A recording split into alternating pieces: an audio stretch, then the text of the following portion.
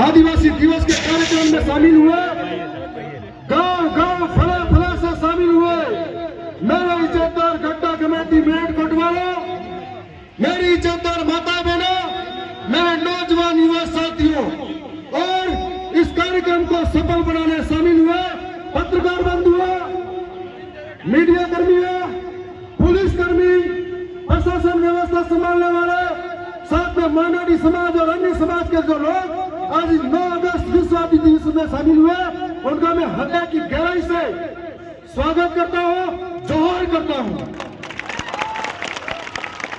साथ ही आज जो कार्यक्रम होने जा रहा है, यह किसी भी पूरे विश्व के अंदर 193 देशों में मिलकर आज ये कार्यक्रम मनाया जा रहा है और इस कार्यक्रम का एक उद्देश्य है कि आदिवासी समाज अपनी संस्कृति, अपनी परंपरा, अपने रीति रिवाज, अपनी बोली भाषा, अपनी पुरखाई व्यवस्था सबसे अलग रखता है और साथ ही वह शांत और अनुशासनहीन है, जो जंगलों की रक्षा करते हैं, प्रकृति को पूजते हैं और इस प्रकृति का सम्मान करते हैं।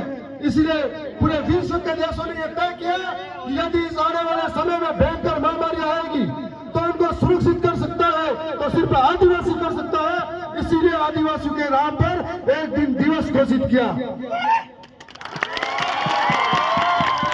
आज मैं आपके बीच में खुद को गौरवान्वित महसूस कर रहा हूं, सम्मानित महसूस कर रहा हूं और यह सम्मानित और गौरवान्वित महसूस इसलिए कर रहा हूं, मैं एक साधारण परिवार का हूं, आपके जैसा हूं, लेकिन कई लोग गिराने में लगे रहे, कई पार्टियों ने हजारों साजिशें करी।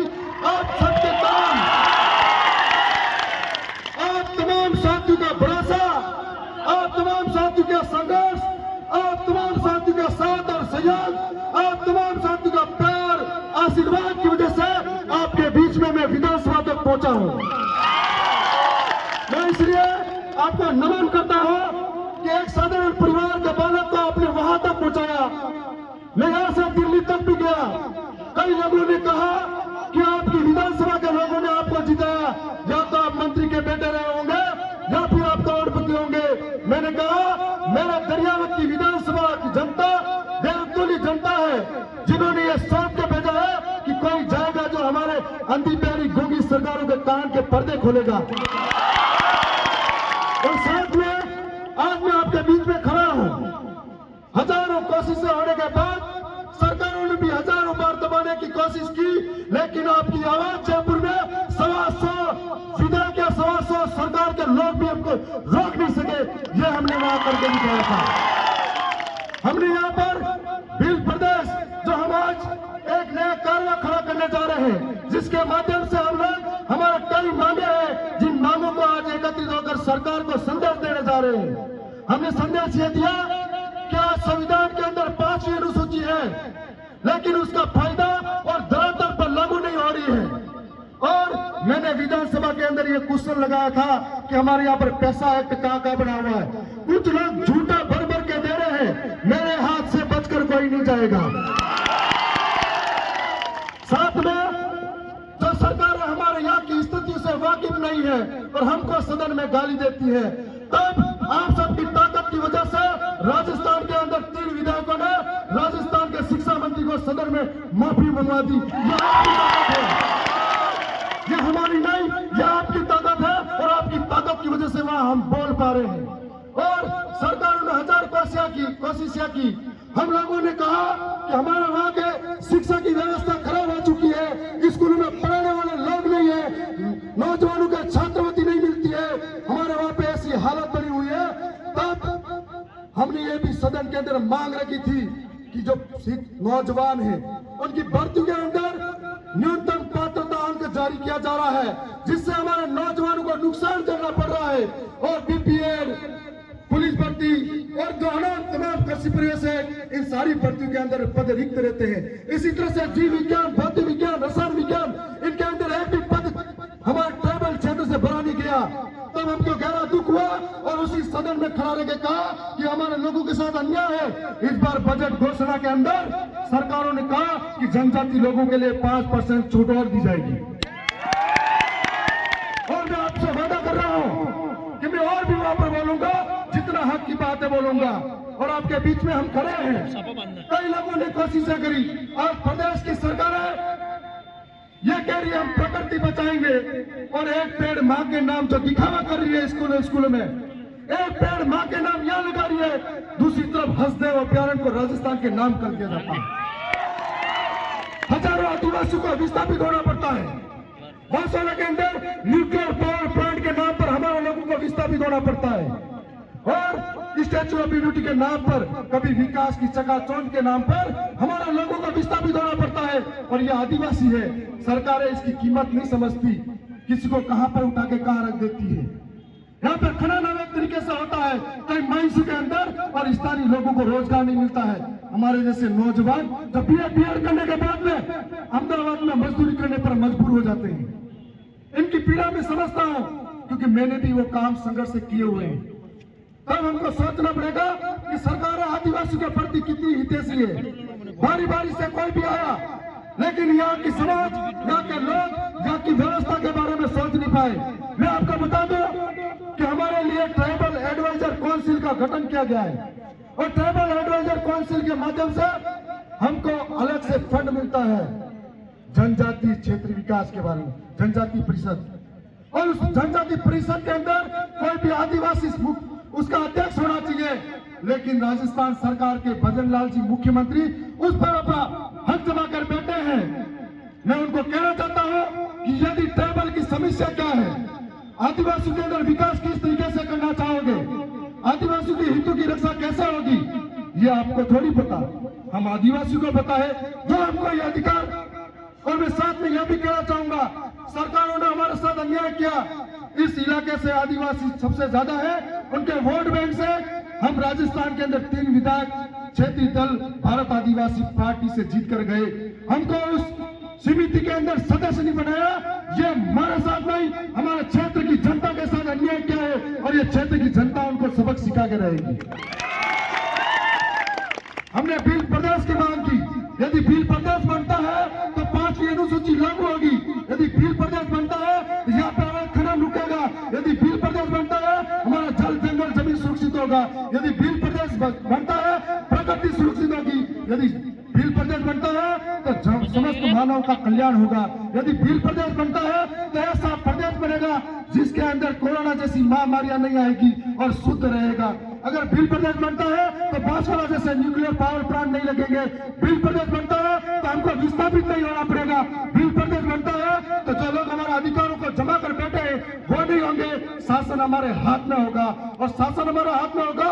हमारे लोगों का विकास किस तरीके से करना है ये हम तय करेंगे। और आज आपके बीच में खड़े हैं, वादा रहा आप सबका साथ से विश्वास ही हमारी सबसे बड़ी ताकत है। सरकारें लगी हुई है कि इनको खत्म कैसे करें, इनको तोड़े कैसे, इनका कारवा आगे बढ़ने से रोके कैसे। लेकिन मुझे भरोसा है इस देशदुनिया जनता, यहाँ के कार्यकर्ताओं पर, कि जिनकी बदौलत मैं पूरे विश्वास के साथ में वहां खड़ा होकर बोलता हूं। और मैं आप सभी कहना चाहता हूं, कई लोग साजिशें करने में लगे हैं, कई लोग गुमराह करने में लगे हैं, लेकिन हमको टूटना नहीं है। जब तक हमारी शिक्षा व्यवस्था सही नहीं होती, जब तक भ्रष्टाचार खत्म नहीं होता, जब तक हमारी बहन बेटी को सम्मान नहीं मिलता, जब तक हमारे इलाके के अंदर मूलभूत सुविधाओं की व्यवस्था नहीं होती। आज प्रदेश के जो टीआईडी मंत्री बाबूलाल जी खराड़ी है, सदन के अंदर बोलते हैं कि बिल प्रदेश बनने नहीं देंगे। कोटला उनका विधानसभा क्षेत्र है, वहां से खबर आती है कि 3-3 बच्चे को बेचा जाता है। अब सोचो तो कौन माँ बाप चाहेगा अपने बच्चे को बेचेगा? अपने कलेजे को टुकड़े को बेचकर भूख मिटाने वाले लोग, तब उनको शर्म नहीं आई इस बात का बयान देने से कि आपके इलाके को पहले ठीक करो। 5 बार जीतकर आप सदन में गए हो, और आपसे पहले इस इलाके के जनजाति मंत्री नंदलाल जी थे, उन्होंने भी बिल प्रदेश की मांग की थी। और मध्य प्रदेश के अंदर भी उन्हीं की पार्टी के कांतिलाल भूरिया जी ने भी बिल प्रदेश की मांग की थी। यदि ये बढ़ता है हम सब सुरक्षित हैं। मैं साथ साथ में यह भी कहना चाहूंगा, आप सब जागरूक हुई है, अपने अधिकार के बारे में जानिए। यदि जागरूक नहीं होंगे हर कोई हमको लूटेगा। साथ साथ में तमाम प्रशासन जिनका सहयोग हमारे प्रति प्रत्यक्ष रहता है उनका धन्यवाद करता हूं। लेकिन जिस दिन लापरवाही में मेरे हाथ में एक भी आ गया, छोड़ूंगा नहीं उसको, ये भी वादा। और कहते हैं 100 दिन अच्छे हो सकते हैं, एक दिन बुरा भी आएगा। मैं यह भी कहना चाहता हूं कि आज हमारे इलाके के अंदर जाखम का पानी हमको मिलता है, जिससे हम लोग, हमारे किसान सक्षम है और इस इलाके के अंदर सबसे ज्यादा पैदावार करके हम देते हैं। लेकिन आज ये बात चल रही है सरकारों में कि जाखम का पानी हम अन्य जगह ले जाएंगे। मैं ये कहना चाहता हूं कि कुएं के पास बैठा आदमी प्यासा है और आप कहोगे हम पानी अन्य जगह ले जा रहे हैं। अगर पानी देना है तो पहले दमोतर ब्लॉक बाकी है, पानी देना है तो हमारा नसारिया जलारा बाकी है, पहले इसको पूछो। दरियावत में एक पानी की कमी आई तो मैं एक टप को पानी मेरे नहीं जावा दे काटावेन बेरंगा। साथ साथ में बांसवाड़ा जतपुरा बुकिया की तरह वहां पर माइंसों का सोना नीलाम करने की बात करते हैं। हमारी विधानसभा के अंदर आमलुआ, जोधपुर, राटड़ी, दगोसा, इस इलाके के अंदर भी ये बताया जा रहा है सोने की खाने हैं। यदि मैं विश्वास के साथ कहता हूं वहां के लोग मजबूती के साथ रहे, वहां के लोगों ने कभी समझौता नहीं किया तो सोना तो क्या एक कांगड़ी भी नहीं लेवा दे, ये भी वादा करेगा। और आज तमाम लोगों का जो सहयोग प्राप्त हुआ, इस तरीके से बारिश के अंदर भी आप लोग अपनी हिम्मत बढ़ाकर यहाँ बैठे, उसके लिए भी मैं आपका आभार व्यक्त करता हूँ। मैं आपको भरोसा दिला रहा हूँ कि आज मैं आपको भरोसा दिला रहा हूँ कि मेरे पास आपने 5 साल दिए हैं, मेरा परिवार अब छोटा है, मेरा परिवार सिर्फ आप हो और आपके लिए जीऊंगा मरूंगा, यह वादा कर रहा हूँ। आज जिस तरीके से मुस्लिम भाइयों ने एकता कायम करने की कोशिश की है, उनका मैं हृदय की गहराई से आभार करता हूँ। इसी तरह की एकता हम सब करनी चाहिए। दूसरी बात ये कहना चाहता हूँ, हम दूसरे धर्म के लोगों के साथ में हर त्योहार में शामिल होते हैं, तो क्या आदिवासी के त्योहार में दूसरे लोगों को आना चाहिए था कि नहीं चाहिए था? लेकिन क्या प्रॉब्लम है, अगर आदिवासी पढ़ेगा, लिखेगा, समझेगा तो हम बहुत नुकसान में रहेंगे। मैं आपको कहना चाह रहा हूं, हम लोग पढ़ेंगे, लिखेंगे और आगे बढ़ेंगे, हमें कोई नहीं रोक पाएगा। आप सबके भरोसे पर हम खड़े उतरेंगे। मैं आपसे वादा करता हूं, आपने मेरी इस बातों को सुना है। साथ में एक और बात मैं विशेष करना चाह रहा हूं। मेरे आज कई नौजवान रास्ता भटकते जा रहे हैं, कभी गंदी आदतों की वजह से चोरी करने लग जाते हैं, कोई टिमली स्टार बन जाता है, तो कोई मेरा नाम लेके फिर किसी और को डराता धमकाता है। आज कई सारी मौतें हो रही हैं, कोई हादसे में मारा जाता है, पूरा परिवार पीछे छूट जाता है। ऐसे वक्त में मैं ये कहना चाहता हूं, यदि कोई किसी मामले में पीछे जा रहा था, हम साथ देंगे, लेकिन गलत आदमी का साथ हरगिज नहीं देंगे, ये आपको कहना चाह रहे हैं। साथ में यहाँ की व्यवस्था को हम लोग बढ़ाना है, एक दरियावत को आदर्श हम सबको बढ़ाना है। आपने हमको सुना, इसके लिए आपका बहुत बहुत धन्यवाद करते हैं। आपने हमको सुना। एक और बात कहना चाह रहा हूँ कि अगला कार्यक्रम फिर होगा, लेकिन जब जब मुझे आपके लिए लड़ना पड़े सरकारों के खिलाफ, 1000 बार लड़ूंगा, 1000 बार उनके सामने हो जाऊंगा। मैं आपसे उम्मीद करता हूं वो मेरे को विकास के नाम पर आपके साथ धोखा कर सकते हैं, मेरी हिम्मतें नहीं तोड़ पाएंगे यदि आपका सहारा रहा तो। मैं आप सबका आभार व्यक्त करता हूं कि जिस तरीके से चुनाव के अंदर मुझे चुनकर आगे भेजा और आपने मुझे संभाला, सुना, और यहाँ पर एक राष्ट्रीय पार्टियां करोड़ों पैसा, रुपया, दारू सबको छोड़ के इस तरह से पहली बार हुआ। तब हम लोग गर्व से कहते हैं कि जब हम यहाँ से बाहर जाते हैं, छत्तीसगढ़, झारखंड, हम यहाँ से बाहर जाते हैं, मध्य प्रदेश, गुजरात, तब वो लोग पूछते हैं कि इतनी कम उम्र में कैसे बने। तब मैं नाम लेता हूँ मेरी दरियावत की विधानसभा की जनता, जिन्होंने ये सारे स्वार्थ छोड़ दिए और ईमानदारी से साथ दिया। आज पुनः आप सबका धन्यवाद। इस कार्यक्रम को सफल बनाने के लिए जितने लोग